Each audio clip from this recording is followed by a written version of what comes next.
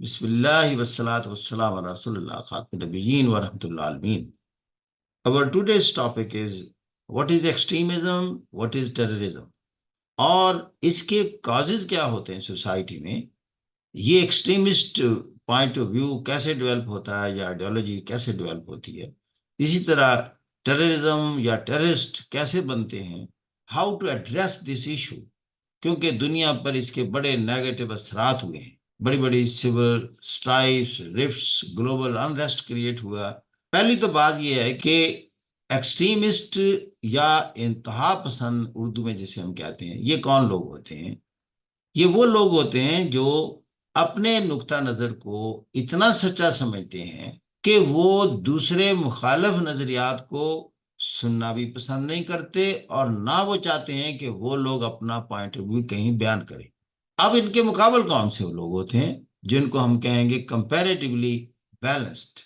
یہ وہ لوگ ہوتے ہیں جو اپنے پوائنٹ آف ویو کو درست ضرور سمجھتے ہیں کہ ہم جس بات کو فالو کر رہے ہیں ہم سچا سمجھ کر کر رہے ہیں، صاف ظاہر ہے، لیکن وہ ایک اس میں ایلیمنٹ ضرور رکھتے ہیں کہ اپنے اوپر تنقید کی اجازت دیتے ہیں کہ آپ ہم پر تنقید کریں، اور وہ پھر اس کا ڈیفنس دینا بھی ضروری سمجھتے ہیں.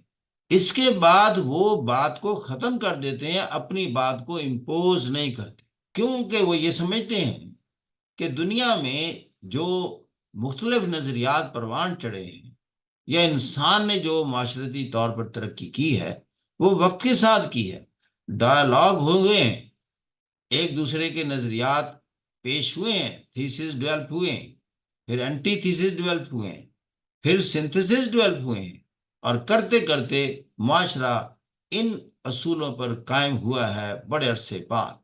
کیونکہ جتنے مختلف قسم کے نظریات ہوتے ہیں اصل میں ایک سچ کی چھلنی برس چھننے چاہیے تاکہ سچ چھن کر اوپر آ جائے.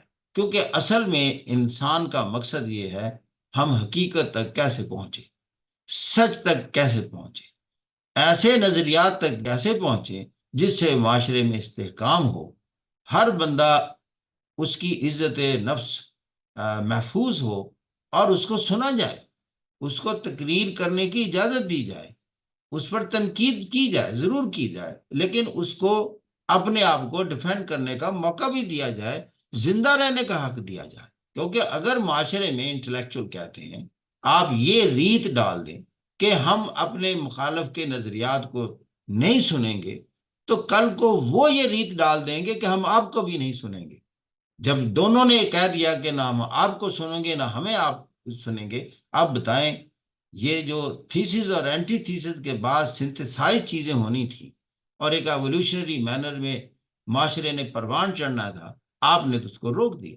اور ڈیموکریسی اسی لیے دنیا میں پروان چڑھی ہے کہ ڈیموکریسی میں آپ دوسروں کی زبان بندی نہیں کر سکتے، وہاں اظہار رائے کی آزادی ہے، freedom of thought and expression دنیا کا ایک بہت بڑا ایلیمنٹ بنا ہے. لیکن اگر کوئی بندہ ایسی بات کرتا ہے جو آپ صحیح نہیں سمجھتے تو آپ اس کو کرٹیسائز کریں تاکہ اس کی بات لوگوں تک پہنچے اور لوگ خود ڈسکارڈ کر دیں. کیونکہ ایک چیز اسٹیبلش ہے کہ حق ہی دنیا میں سچ ہی نے پھیلنا ہے، باطل نظریات نے وقت کے ساتھ ختم ہونا ہے. جیسے آپ نے دیکھا مارکس ایک دور میں آیا، اس کے نظریات پھیلے، لینن نے پھیلائے، اس کے بعد کمیونزم آ گیا، رشیا میں اور چائنا میں آیا، لیکن وقت کے ساتھ ساتھ وہ ختم ہو گیا.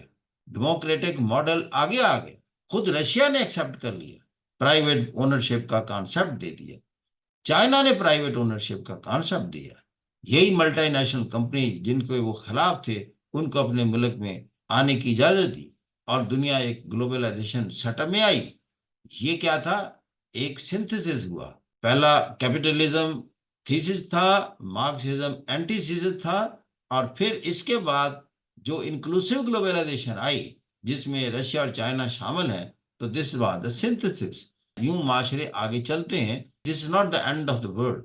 اب اس کے بعد پھر اینٹی تھیسس ڈیولپ ہوگا، اور پھر آپ دیکھیں دنیا جیسے لبرل ڈیموکریسی کی بجائے سوشل ڈیموکریٹک ماڈل پر گئی کہ ہم نے معاشرے میں ایک بہتری لانی ہے جس میں غریب اور امیر کا بہت بڑا جو تفاوت ہے، جو فرق ہے، وہ دور